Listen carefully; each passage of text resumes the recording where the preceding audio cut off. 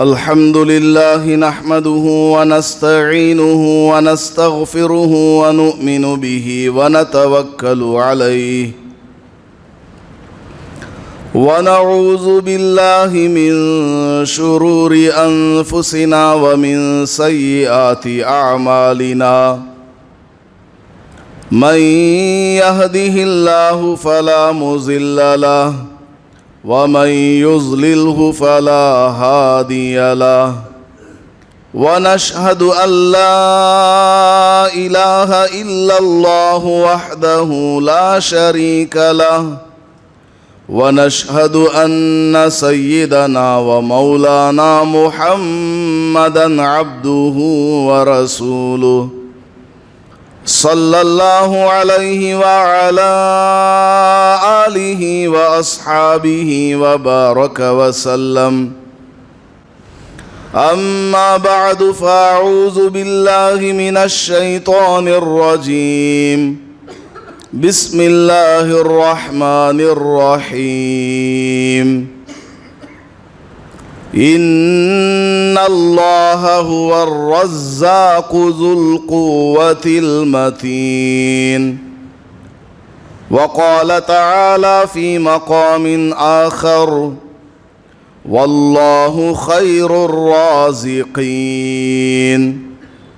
بارك الله لنا ولكم في القرآن المجيد والفرقان الحميد رب اشرح لي صدري ويسر لي أمري واحلل عقدة من لساني يفقه قولي. معزز سامعین کرام، ماہ شعبان کے تعلق سے اور شب برات کے تعلق سے آپ حضرات نے یہ بات سنی ہے کہ اللہ تبارک و تعالی اس مہینے میں لوگوں کی تقدیر کے فیصلے فرماتا ہے. آنے والے سال کون زندہ رہے گا، کون پیدا ہوگا، کس کی کیا رزق اور اس کی روزی ہوگی، یہ ساری تفصیلات اور ان کے فیصلے اللہ پاک ماہ شعبان میں کرتا ہے. تو رزق کے حوالے سے چند مفید باتیں آپ حضرات کی خدمات میں پیش کرنا چاہتا ہوں. اللہ تبارک و تعالی یقیناً عالم الغیب ہے. اللہ تبارک و تعالی دنیا میں بسنے والے ہر ایک انسان کے بارے میں جانتا ہے. جو دنیا سے چلے گئے، جو دنیا میں موجود ہیں اور قیامت تک جو آنے والے ہیں، ان کی زندگی کا ہر لمحہ، ہر منٹ، ہر دن اور ان کا ہر ایک کام اللہ تبارک و تعالیٰ کے علم میں ہے. بعض لوگ یہ سمجھتے ہیں کہ اللہ پاک نے تقدیر میں لکھ دیا ہے تو پھر تقدیر میں جیسا لکھا ہے ویسا ہی ہونا ہے، اس لیے ہمیں کچھ کرنے کی ضرورت نہیں ہے. اللہ پاک نے ہماری روزی کتنی ہوگی وہ لکھا ہوا ہے. کس کو کتنی روزی ملے گی اللہ کے یہاں طے شدہ ہے. تو پھر ہمیں محنت کرنے کی، کد و کاوش کی کوئی ضرورت نہیں ہے. بعض لوگ ایسا گمان کرتے ہیں کہ تقدیر میں جیسا لکھا ہے ویسا ہوگا، ہاتھ دھر کے بیٹھ جاؤ، خاموش ہو جاؤ. اور بعض لوگ دنیاوی معاملات میں تقدیر کے اوپر اپنے کام کو نہیں چھوڑتے، برابر وہ کاروبار میں جاتے ہیں، محنت مزدوری کرتے ہیں، پیسہ کماتے ہیں، کھاتے پیتے ہیں، لیکن دین کے معاملے میں اپنی عبادت کو، اپنی نماز، روزہ، حج، زکوٰۃ وغیرہ کو تقدیر کے اوپر ٹال دیتے ہیں کہ اللہ نے اگر لکھا ہوگا تو میں نمازی بن جاؤں گا، اللہ نے اگر لکھا ہوگا تو میں حج کو جاؤں گا۔ اللہ کی تقدیر کے اوپر دین کے معاملے کو ٹال دیتے ہیں۔ دونوں بالکل گمراہی پر ہیں، غلطی پر ہیں۔ نبی اکرم صلی اللہ علیہ وسلم نے تقدیر کے متعلق صحابہ رضی اللہ عنہم اجمعین کے سامنے بیان فرمایا کہ ہر چیز پہلے سے لکھی ہوئی ہے۔ مثال کے طور پر ایک آدمی ہے عبداللہ، وہ دنیا میں آ کر کیا کرے گا، کیا نہیں کرے گا، کتنا کمائے گا، کتنا کھائے گا، نفع پائے گا، نقصان حاصل ہوگا، شادی ہوگی یا نہیں، بچے ہوں گے یا نہیں، وہ خود فرما بردار ہوگا یا نہیں، یہ سب کچھ اس کے بارے میں اللہ نے لکھا ہوا ہے۔ نبی پاک صلی اللہ علیہ وسلم نے صحابہ کے درمیان تقدیر کے متعلق بیان فرمایا کہ انسان جو کچھ دنیا میں کرتا ہے، کر چکا ہے یا آئندہ چل کر کرے گا، اللہ نے پہلے سے ہی لکھا ہوا ہے۔ تو صحابہ رضی اللہ عنہم اجمعین میں سے بعض نے حضور سے پوچھا، یا رسول اللہ، اگر پہلے سے ہی لکھا ہوا ہے، پہلے سے ہی طے شدہ ہے کہ کون نماز پڑھے گا کون نہیں، تو پھر ہمیں عمل کرنے کی کیا ضرورت ہے؟ یہ پوچھا۔ جیسے بعض لوگ پوچھتے بھی ہیں، آپ جاتے ہیں لوگوں کے سامنے دین کی دعوت لے کر جاتے ہیں، کوئی بھلی بات کرتے ہیں، نماز کے لیے بلاتے ہیں، وہ بولتے ہیں اللہ نے نہیں لکھا ہے اس لیے نہیں آیا، اللہ نے میری تقدیر میں نماز پڑھنا نہیں لکھا ہے اس لیے میں نہیں آیا۔ آسانی سے ٹال دیتے ہیں۔ اور جہاں دنیا کی بات آتی ہے، کھانے کی بات آتی ہے، وہ اٹھتا ہے، منہ دھوتا ہے، برش کرتا ہے، باضابطہ دسترخوان بچھاتا ہے اور کھانا لے کر ہاتھ میں پھر منہ میں رکھتا ہے۔ کھانے کے سلسلے میں وہ یہ نہیں بولتا کہ اللہ نے اگر لکھا ہوگا تو میں کھاؤں گا ورنہ نہیں، خاموش نہیں بیٹھا رہتا ہو۔ بھوک لگے گی فوراً کھانا کھانے جائے گا، جیب خالی ہے کام کرنے جائے گا، محنت مزدوری کے لیے جائے گا۔ تو صحابہ رضی اللہ عنہم نے سوال پوچھا کہ حضرت اگر پہلے سے سب کچھ لکھا ہوا ہے تو پھر عمل کرنے کی کیا ضرورت ہے؟ عمل کرنا لکھا ہوگا تو عمل کر لیں گے، نہیں لکھا ہوگا تو نہیں کریں گے۔ ہونا تو وہی ہے جو تقدیر میں لکھا ہے۔ تو نبی پاک صلی اللہ علیہ وسلم نے ارشاد فرمایا، اللہ کو پتہ ہے نا کہ کون عمل کرے گا کون نہیں کرے گا، تمہیں تو نہیں معلوم۔ تم کو معلوم ہے اپنے بارے میں کہ تم عمل کرو گے یا نہیں کرو گے؟ نہیں معلوم ہے، وہ تو اللہ کو معلوم ہے۔ اللہ نے اگر لکھ کر کے تمہارے ہاتھ میں پرچہ دے دیا ہوتا یہ تیری زندگی ہے، وہ بات الگ ہوتی۔ اللہ نے اپنے علم میں اس کو رکھا ہوا ہے، اپنے علم میں لکھ کر کے رکھا ہوا ہے کہ دنیا میں جا کر کون نیک بنے گا اور کون برا بنے گا، کون مالدار ہوگا کون غریب ہوگا۔ انسان کو تو نہیں معلوم ہے نا، لہٰذا انسان کو چاہیے کہ وہ سیدھے راستے کو اختیار کرے۔ اللہ پاک نے فرمایا فَأَلْهَمَهَا فُجُورَهَا وَتَقْوَاهَا، اللہ تعالیٰ نے برے راستے کو بھی دکھایا، سیدھا راستہ بھی دکھایا۔ اللہ تبارک و تعالیٰ نے حق کیا ہے بتایا، باطل کیا ہے بتایا، حلال کیا ہے بتایا، حرام کیا ہے بتایا، اور ہمیں یہ حکم دیا کہ دنیا میں جا کر تم حلال اختیار کرو، حق کا ساتھ دو، صراط مستقیم پر چلو، دین پر رہو، کفر میں نہ جاؤ، شرک میں نہ جاؤ، نیک عمل کرو، برائیوں سے اپنے آپ کو بچا کر کے رکھو۔ تو ہمارا کام یہ ہے کہ ہم دنیاوی زندگی اللہ کے حکم کے مطابق پورا کریں۔ تقدیر میں جیسا لکھا ہے ویسا ہی ہو کر رہے گا، لیکن ایک بات سمجھ لینا ہے۔ وہ کیا ہے؟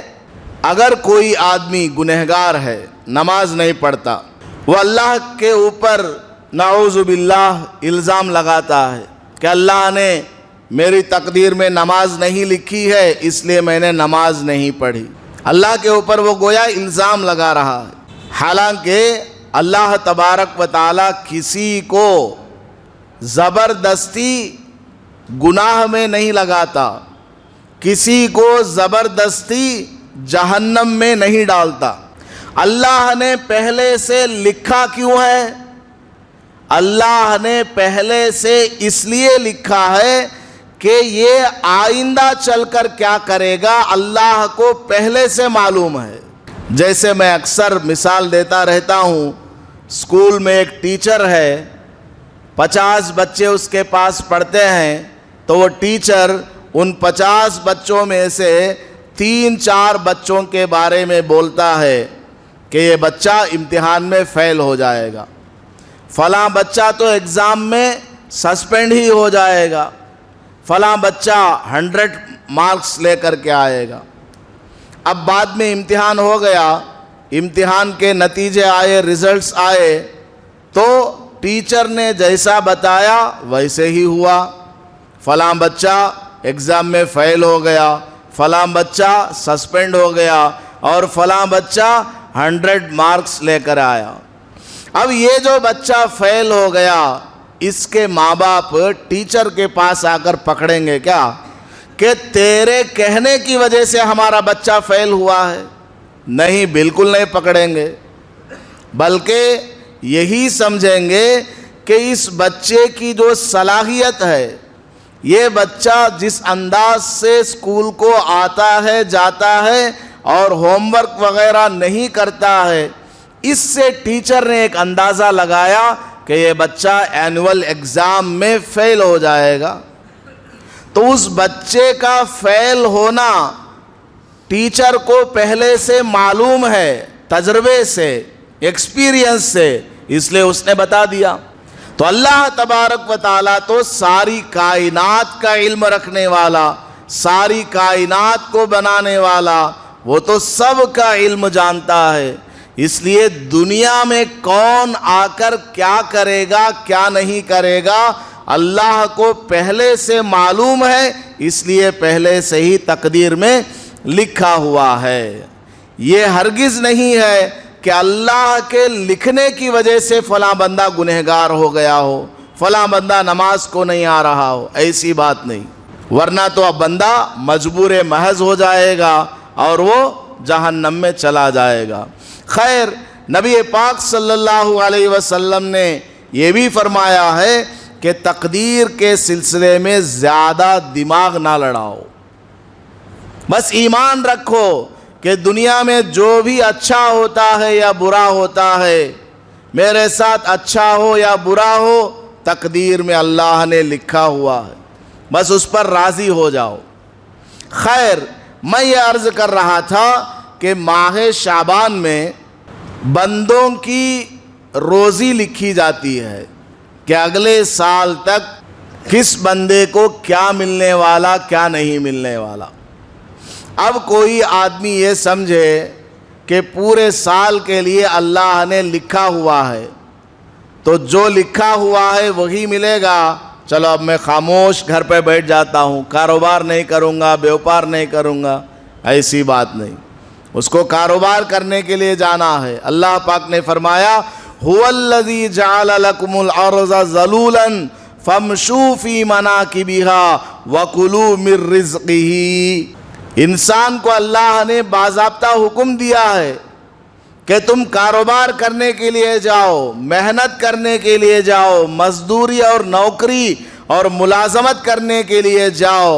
اللہ تبارک و تعالی اس کام کی وجہ سے، اس بیوپار کی وجہ سے، اس کے ذریعے اللہ تعالیٰ تم کو روزی پہنچائے گا۔ کر محنت، کھا نعمت، بڑے لوگ بولتے ہیں، بالکل صحیح بولتے ہیں۔ محنت کرنا اور کھانا ہے. محنت کیے بغیر آدمی گھر میں بیٹھا رہے تو اس کا کام نہیں چلے گا. روزی اللہ پاک نے مقدر فرما دیا ہے، جتنا لکھا ہے اتنا ہی ملے گا، اتنی ہی روزی ملنے والی ہے. لیکن اللہ کے رسول صلی اللہ علیہ وسلم نے اور خود اللہ پاک نے قرآن کریم میں بہت سی ایسی باتیں بیان فرمائی ہیں کہ اگر انسان اس پر عمل کرے گا تو اس کی روزی میں اضافہ ہو جائے گا. اب پھر سوال پیدا ہوگا، اللہ نے جتنی روزی لکھی ہے اتنی ہی ملنے والی ہے، تو پھر کوئی عمل کرنے سے روزی کیسے بڑھ جائے گی؟ سوال پیدا ہوگا کہ نہیں ہوگا؟ تو اس کا جواب یہ ہے کہ یہ بندہ عمل کرے گا تو اللہ تعالیٰ روزی بڑھائے گا، یہ بھی اس میں لکھا رہتا ہے. اللہ تعالیٰ کے یہاں جو تقدیر ہے اس میں یہ بات بھی لکھی رہتی ہے کہ یہ بندہ اگر فلاں عمل کرے گا تو اس کی روزی میں اضافہ کر دوں گا، اگر یہ بندہ فلاں عمل نہیں کرے گا تو اس کی روزی میں اضافہ نہیں ہوگا. تو تقدیر کے اندر جو بدلاؤ آتا رہتا ہے وہ بھی اللہ نے پہلے ہی لکھا رہتا ہے، پہلے سے ہی لکھا ہوا ہے کہ کوئی بندہ عمل کرے گا تو اس کے نتیجے میں اللہ تعالیٰ روزی کو بڑھا دے گا، اور کوئی بندہ عمل نہیں کرے گا تو اس کے نتیجے میں اس کے روزی میں اضافہ نہیں ہوگا، جتنی ہے اتنی ہی رہے گی. خیر، روزی میں برکت کے لیے ہمیں کیا کرنا ہے؟ سب سے پہلا کام کیا؟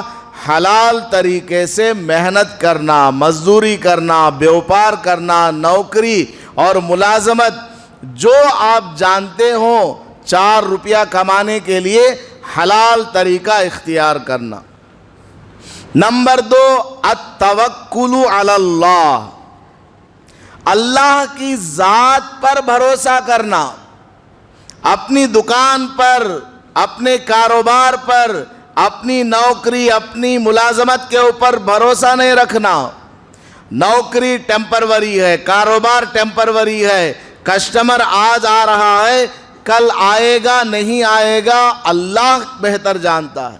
اللہ کے ہاتھ میں ہے کہ کسٹمر کو بھیجنا نہیں بھیجنا، اللہ کے ہاتھ میں ہے کہ نوکری باقی رہے گی یا ختم ہو جائے گی، اللہ کے ہاتھ میں ہے کہ اس کا جو بیوپار ہے، سامان اس کا بکے گا یا نہیں بکے گا، ریٹ آئے گا یا کم ہو جائے گا، اللہ کے قبضے میں ہے. تو محنت کرنا، کاروبار کرنا، ملازمت کرنا، لیکن اللہ کی ذات پر بھروسہ کرنا. نبی پاک صلی اللہ علیہ وسلم ارشاد فرماتے ہیں، لو انکم تتوکلون علی اللہ حق توکلہ لَيَرْزُقَنَّ اللَّهُ كَمَا يَرْزُقُ الطَّيْرَ، اگر تم اللہ پر جتنا توکل کرنا چاہیے، جیسا توکل اور جیسا بھروسہ کرنا چاہیے ویسا بھروسہ کرو گے، اللہ تعالیٰ تم کو اس طرح روزی پہنچائے گا جیسے کہ پرندوں کو روزی پہنچاتا ہے. پرندے کون سے اسکول میں پڑھنے جاتے ہیں؟ کون سا پرندہ ڈپلومہ کیا ہوا ہے؟ کون سا پرندہ ڈاکٹر ہے، انجینئر ہے، یا کپڑے کی دکان کھول کر کے بیٹھا ہوا ہے، یا وہ مستری ہے، کارپینٹر ہے؟ کچھ بھی نہیں، جاب لیس، خالی ہاتھ وہ صبح صبح اپنے جھاڑ سے، گھونسلے سے نکل کر جاتے ہیں، اللہ تعالیٰ ان کو روزی دے دیتا ہے. سمندر کے اندر بلو ویل 1,00,000 کلو گرام کی ایک مچھلی بلو ویل دنیا کی سب سے بڑی، کتنا وزن ہے؟ 1,00,000 کلو. اس کو اللہ تعالیٰ روزی دے رہا ہے. چونٹی کو بھی روزی دیتا ہے، ہاتھی کو بھی روزی دیتا ہے. انسان اللہ کی ذات پر کامل بھروسہ کرے، اعتماد کرے، اللہ تبارک و تعالیٰ اس کو ضرور روزی دے گا. تو حلال کام کرنا، اور اللہ کی ذات پر بھروسہ کرنا۔ نمبر 3 تقوی اختیار کرنا۔ اللہ پاک قرآن مجید میں ارشاد فرماتا ہے وَمَن يَتَّقِ اللَّهَ يَجْعَل لَّهُ مَخْرَجًا، جو آدمی اللہ کی ذات سے ڈرتا ہے، تقوی اختیار کرتا ہے، پرہیزگار بن جاتا ہے، اللہ تعالیٰ اس کے لیے راستہ کھول دیتا ہے۔ بند ہے بالکل، ہاتھ ٹائٹ ہے، لوگ آ کر بولتے رہتے ہیں حضرت کون کی ہمارے اوپر جادو کردہ لے ہی، ہمارے کپڑے کٹ کر لے جا کو کانگی قبرستان میں دفن کر کو آئے ہیں، ہمارے سامنے والے کیا کی مرچی کا آٹا ڈالے تھے، نیمبو نتار کو ڈالے تھے، حضرت بالکل کاروبار نہیں ہے، ہاتھ میں 5 پیسے بھی نہیں ہیں، سننا پکڑے تو بھی مٹھی ہو جاتا ہے، کیا کرنا حضرت؟ اللہ پاک نے قرآن میں فرمایا وَمَن يَتَّقِ اللَّهَ، جو بندہ تقوی اختیار کرے گا یجعل لہ مخرجا، اللہ تعالیٰ اس کو مصیبت سے نکلنے کا راستہ دکھا دے گا، اللہ تعالیٰ اس کو تنگ دستی سے، غربت سے نکلنے کا راستہ دکھائے گا، اور وہ مالدار ہو جائے گا، غنی ہو جائے گا، بے نیاز ہو جائے گا، خوشحال زندگی اس کو نصیب ہو جائے گی۔ تقوی کس کو کہتے ہیں؟ حضرت علی کرم اللہ وجہہ، زبردست علم ہے ان کے پاس، حضرت علی المرتضی رضی اللہ تعالیٰ عنہ، وہ فرماتے ہیں تقوی 4 چیزوں کا نام ہے، تقوی 4 باتوں کا نام ہے۔ نمبر 1 الخوف من الجلیل والعمل بالتنزیل والقناعۃ بالقلیل والاستعداد لیوم الرحیل۔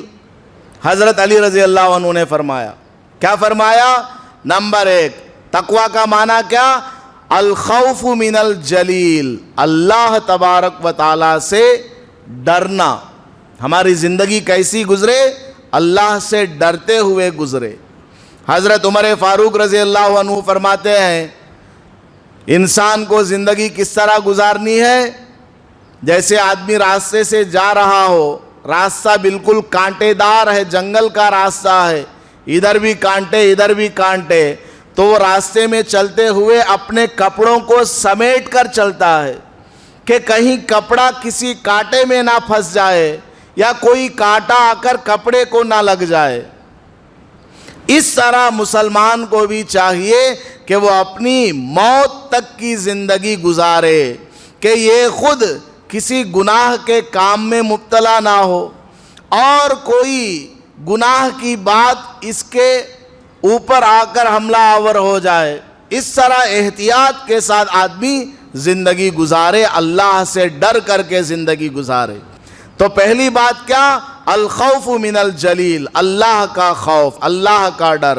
نمبر 2 والعمل بالتنزیل، تنزیل کا مطلب تنزیل من رب العالمین، قرآن کریم، قرآن کریم کے اوپر عمل کرنا، یہ کیا؟ تقوی ہے۔ نمبر 3 القناعۃ بالقلیل، جتنا آدمی کے پاس ہے اسی پر صبر کرنا، اکتفا کرنا، زیادتی کی کوشش تو کرے لیکن جتنا ہے اسی میں گزارا کرے۔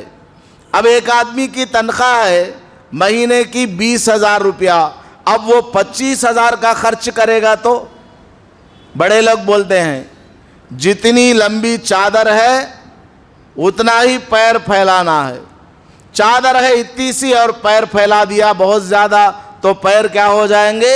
چادر سے باہر چلے جائیں گے اور ٹھنڈ لگے گی۔ تو جتنا آپ کے پاس ہے اسی میں کفایت کے ساتھ کام کرنا ہے، خرچ مناسب کرنا، فضول خرچی نہیں کرنا، ضرورت کی جگہ پر خرچ کرنا ہے۔ تیسری چیز ہے فرمایا، چوتھی چیز فرمایا الاستعداد لیوم الرحیل، الاستعداد لیوم الرحیل، یعنی مرنے کے بعد والی زندگی کے لیے تیاری کرنا۔ یہ چار چیزیں ملا کر تقویٰ ہے۔ اللہ کا ڈر، قرآن پر عمل، جتنا ہمارے پاس موجود ہے اسی میں زندگی کا خرچہ، اور نمبر 4 مرنے کے بعد والی زندگی کے لیے تیاری کرنا۔ یہ چار چیزیں ملا کر کے تقویٰ ہے۔ تو جو آدمی تقویٰ اختیار کرتا ہے، وَمَن يَتَّقِ اللَّهَ يَجْعَل لَّهُ مَخْرَجًا، اللہ تبارک و تعالیٰ اس کے لیے راستے کھول دیتا ہے۔ ہر طرف سے اس کے لیے راستے ہیں، مصیبت سے نکلنے کے راستے، غربت سے نکلنے کے راستے، حتیٰ کہ بیماری سے صحت کی طرف نکلنے کے راستے بھی اللہ پاک عطا فرما دیتا ہے۔ اسی طرح ہماری روزی میں اگر برکت چاہیے تو کثرت استغفار ہے۔ کثرت استغفار یعنی خوب اللہ تبارک و تعالیٰ سے معافی مانگتے رہنا، گناہوں سے توبہ کرتے رہنا، روزانہ شام میں سونے سے پہلے 5 منٹ اپنی 24 گھنٹے والی زندگی کا حساب لینا کہ آج مجھ سے کتنے گناہ ہوئے، اس پر اللہ کے سامنے شرمندہ ہو کر معافی مانگنا۔ حضور پاک صلی اللہ علیہ وسلم کا معمول تھا روزانہ صبح میں 100 مرتبہ اور شام میں 100 مرتبہ استغفار کیا کرتے تھے۔ ہمیں بھی چاہیے کہ ہم روزانہ صبح شام 100 مرتبہ استغفر اللہ الذی لا الہ الا هو الحی القیوم واتوب الیہ یہ پڑھا کریں۔ اتنا نہیں ہوتا، استغفر اللہ استغفر اللہ استغفر اللہ 100 بار صبح میں شام میں پڑھیں، اور جو بھی گناہ ہو جائے دل سے اللہ سے معافی مانگے، انشاءاللہ ہماری روزی کے اندر اضافہ ہو جائے گا۔ 40 دن آپ کر کے دیکھ لیں یہ کام جو میں بول رہا ہوں، 40 دن آپ یہ کام کر کے دیکھ لیں، انشاءاللہ زندگی بدل جائے گی۔ اور ہماری روزی میں اگر ہم اضافہ چاہتے ہیں، کمائی میں برکت چاہتے ہیں، روزی صرف کھانا پینا مال دولت ہی نہیں بلکہ صحت بھی روزی میں داخل ہے، لباس بھی روزی میں داخل ہے، رہنے کا مکان بھی، بیوی بھی، بچے بھی، ماں باپ، یہ بھی روزی کے اندر داخل ہے۔ تو اگر ہم اپنی روزی میں اضافہ چاہتے ہیں تو اللہ تبارک و تعالیٰ نے قرآن کریم میں اس کا ایک نسخہ بتایا ہے۔ مختلف نسخے ہیں، ایک نسخہ یہ بھی ہے لَإِن شَكَرْتُمْ لَأَزِيدَنَّكُمْ، اگر تم میری دی ہوئی نعمتوں کا شکریہ ادا کرتے ہو، اگر تم میری دی ہوئی نعمتوں کا شکریہ ادا کرتے ہو، لَأَزِيدَنَّكُمْ، تو میں تمہاری نعمت میں اضافہ کر دوں گا۔ آج آپ کی دکان میں 10,000 روپے کی بکری ہوئی، آپ نے کیا کیا؟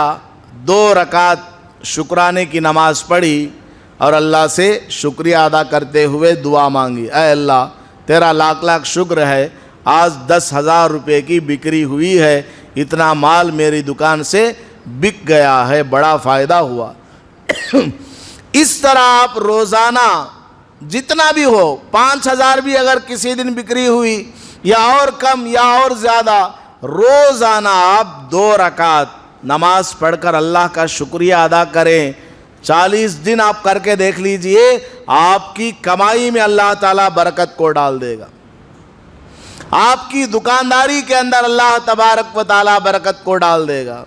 اگر کوئی ملازم ہے، نوکری کرنے والا ہے، وہ بھی عمل کرے، اللہ کا شکریہ ادا کرے، تو جتنی اس کی تنخواہ ہے اس میں اضافہ ہو جائے گا، اور جو کمائی ہے اس میں خرچ ہو کر کے پیسے اور اس کے پاس برکت کے طور پر بچ جائیں گے۔ عمل کرنا ضروری ہے، ایک دن کر کے باقی دن چھوڑ دیا ایسا نہیں ہوگا۔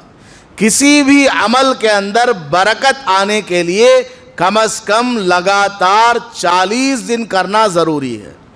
کسی بھی عمل کے اندر آپ برکت چاہتے ہیں، اس کام کو آپ لگاتار کریں، کنٹینیوسلی کریں، 40 دن تک کریں، اس کے اندر برکت آئے گی۔ تو تو اگر روزی میں اضافہ چاہتے ہیں تو روزانہ اللہ کی نعمتوں کا شکریہ ادا کرنا سیکھ لیں. پانی پینے کو مل گیا, الحمدللہ بولا. راستے سے جا رہے ہیں, ٹھوکر لگتے لگتے بچ گئے, الحمدللہ بولنا. آپ کا بچہ اسکول گیا ہوا تھا, شام میں بچہ واپس آ گیا, الحمدللہ بولنا. اللہ چاہتا تو راستے میں کچھ ہو سکتا تھا بچے کو, بچہ صحیح سلامت واپس گیا, یہ بھی ایک نعمت ہے, الحمدللہ. بجلی چلی گئی, بجلی آئی, الحمدللہ. ہر کام میں آپ الحمدللہ بولیں, اللہ کا شکریہ ادا کریں, آپ کی روزی کے اندر برکت ہوگی, اضافہ ہوتا چلا جائے گا. اسی طریقے سے روزی میں اگر اضافہ چاہتے ہیں, حضرت انس رضی اللہ تعالیٰ عنہ ارشاد فرماتے ہیں, من احب ان یبسط فی رزقہ, جو کوئی مسلمان چاہتا ہے کہ اس کی روزی کے اندر اضافہ ہو جائے, اس کے رزق کے اندر بڑھوتری ہو جائے, اس کو چاہیے کہ وہ اپنے رشتہ داروں کے ساتھ اچھا برتاؤ کرے. رشتہ داروں میں سب سے پہلے آتے ہیں اس کے ماں باپ. ماں باپ کے ساتھ اچھا برتاؤ کرو, حسن سلوک کرو, ان کی خدمت کرو, ان سے دعائیں لو. ماں باپ اور بوڑھے نانا نانی, دادا دادی, اور اس کے علاوہ جتنے قریبی رشتہ دار ہیں, بھائی ہے, بہن ہے, چچا ہے, تایا ہے, پھوپھی ہے, پھوپھا ہے, ماموں ہے, خالو ہے, جتنے بھی رشتہ دار ہیں سب کے ساتھ اچھا برتاؤ کرو. کسی کا رشتہ مت توڑو, چاہے سامنے والے ہی کی غلطی ہو, رشتہ باقی رکھو.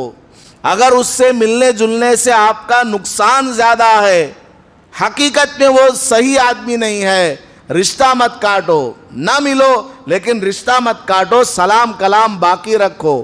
کبھی کسی اور موقع پر اس کی نصیحت کرتے رہا کرو. تو رشتہ داروں کے ساتھ اچھا برتاؤ کرنا یہ ہماری روزی میں اضافے کا سبب ہے. اور وَيُنْسَعَ لَهُ فِي أَثَرِهِ, ہماری عمر کو اللہ تعالیٰ بڑھا دیتا ہے.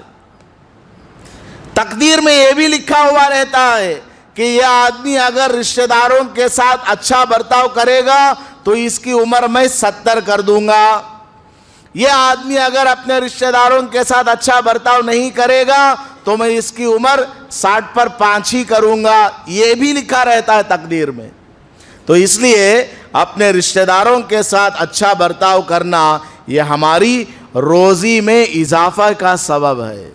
اور دعا نبی پاک صلی اللہ علیہ وسلم نے ارشاد فرمایا, لا يرد القدر الا الدعاء, تقدیر کو کوئی چیز نہیں بدل سکتی ہے سوائے دعا کے.